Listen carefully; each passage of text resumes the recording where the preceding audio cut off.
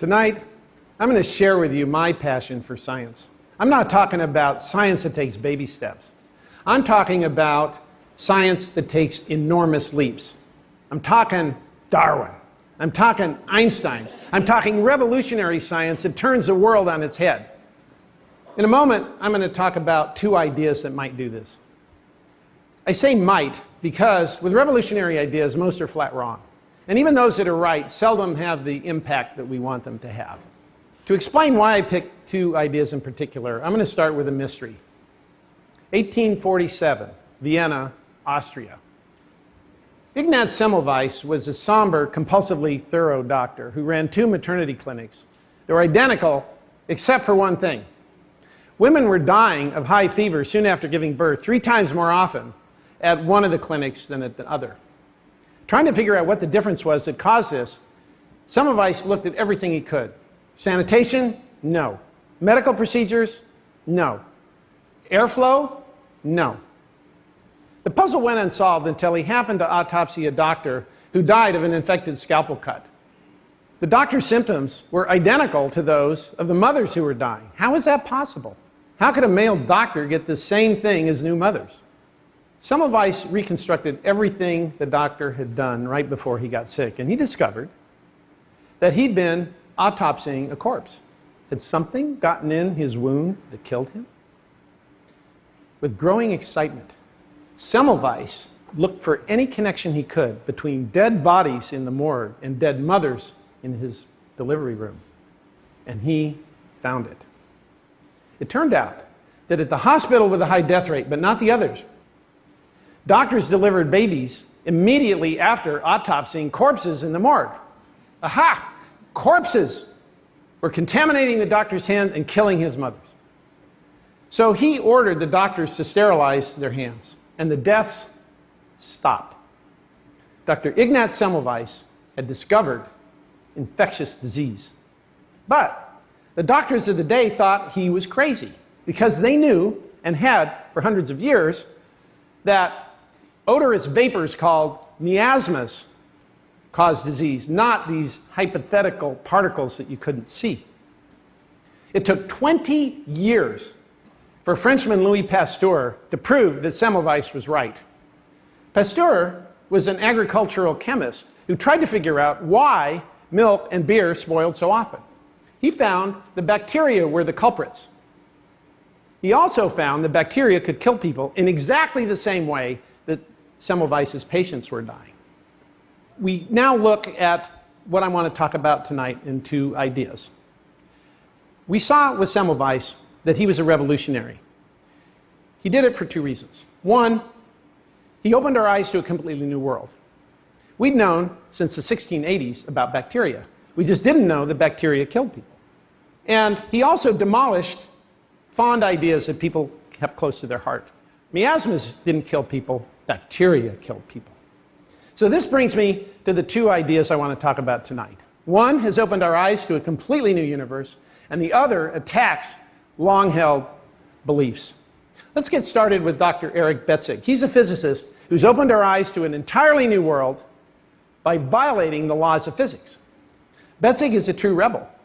He quit a job at a prestigious Bell Laboratory inventing new microscopes for biology because he thought scientists were taking his brilliant inventions and doing lousy work with them. So he became a house husband. But he never lost his passion for figuring out how to get microscopes to see finer and finer details than had ever been seen before or ever could be seen.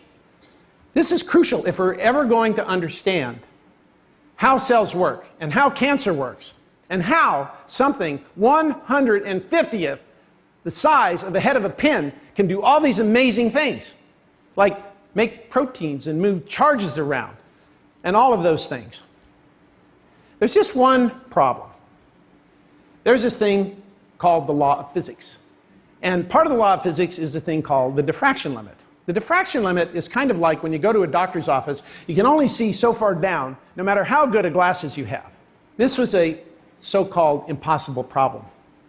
But one of Haseltine's friends figured out how to take a tiny molecule that was smaller than the best microscope could see and get it to light up and fluoresce. Aha! Haseltine said. I think maybe the laws of physics are not so breakable after all.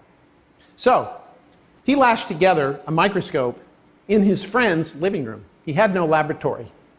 This revolutionary instrument got different protein molecules to light up in different colors. And with a computer, he was able to turn very, very fuzzy blurs into very sharp dots and produce images of unprecedented and startling clarity.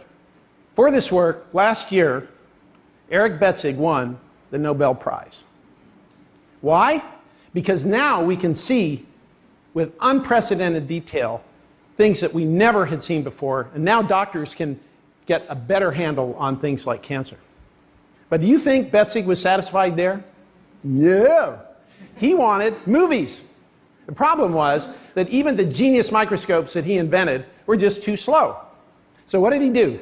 He came up with a 200-year-old idea called Moire patterns. So the way that works is if you take two very, very fine patterns and you move them across each other, you will see a gross pattern that a microscope can see that otherwise you would not be able to see. So he applied this technique to taking a really blurry image of a cell and moving lots of structured light patterns across it until this cell became crystal clear. And here is the result. A mysterious new world, full of strange things zipping around, doing things that we don't know what they're doing. But when we figure it out, we'll have a better handle on life itself. For example, those green globs that you see, those things are called clathrons. They're molecules that protect other molecules as they move through a cell. Unfortunately, viruses sometimes hijack those to infect cells. Also, you see those little squiggly worm-like things moving around? Those are actin molecules. Unfortunately, viruses also climb down those things to get into the cell nucleus to replicate themselves and make you sick. Now that we can look at movies of what's actually going on deep inside a cell, we have a much better chance of curing viral diseases like AIDS. So when you look at a movie like this, it's very clear that Betzig has opened our eyes to a completely new world. But he hasn't shattered any cherished beliefs. That leads us to Dr. Aubrey de Grey of Cambridge. De Grey definitely has scientists squirming with an interesting idea. We can be immortal. We can beat aging. Now, most scientists think he's a crackpot. Any Biology 101 student knows that aging is an inevitable consequence of living. For example, when we eat, we take in food and we metabolize it, and that throws off what we call free radicals. You might have heard of those, also known as oxygen ions. Those bind to our DNA, cause it to mutate, and cause us to get old and lose our hair. It's just like, no, it's exactly like oxygen binding to iron and making it rust. So you age because you rust out. Okay? Oh, and scientists also know there is something called immortality in cancer cells. So if you stop aging, all of you are going to turn into giant walking malignant tumors. These are cherished beliefs, but could de Grey be onto something?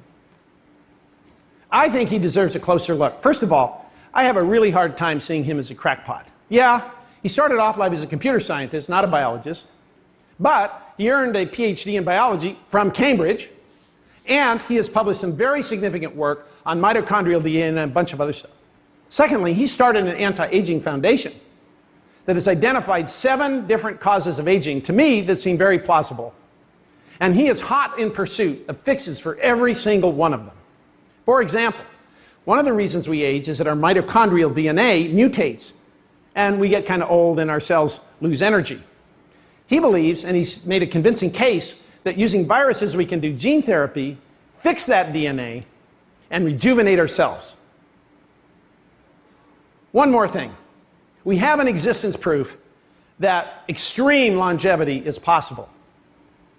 Bristlecone pine trees live 5,000 years. And some lobsters don't age at all. Now, this doesn't mean that de Grey is going to revolutionize our lifespans. I mean, after all, we're not trees, and most of us are not lobsters.